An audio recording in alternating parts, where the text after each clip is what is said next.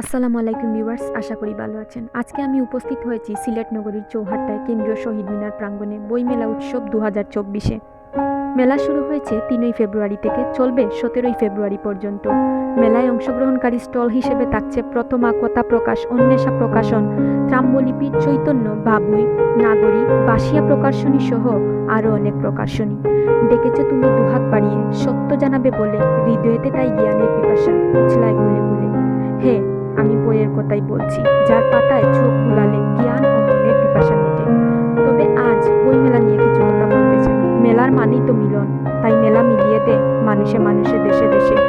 এই মিলনের মাধ্যমেই আমরা চিনতে পারি মানুষ, দেশ, শিল্প, সংস্কৃতি ও সমাজকে।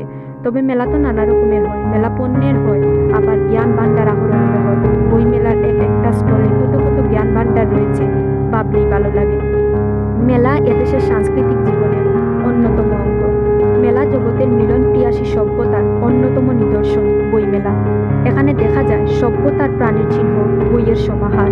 কবির ভাষায় বলতে হয়, হেতায় মিশেছে দিশি দিশি হতে বিপুল জ্ঞানের দ্বারা, শত মনীষীর চিন্তার বাণী, আনন্দে আকুল পাড়া। অর্থাৎ শব্দের জমিন, আলোর আকাশ। পাঠকেরা প্রবেশ করুক এই সাহিত্যিক প্রাকৃতিক অসীম উৎসবে। প্রিয় ভিউয়ার্স, দেরি না করে আপনি আপনার প্রিয়জনের সাথে ঘুরে আসুন বইমেলা এবং নিয়ে আসুন আপনার পছন্দের লেখকের সেরা বইটি। ধন্যবাদ সবাইকে সাথে থাকার জন্য।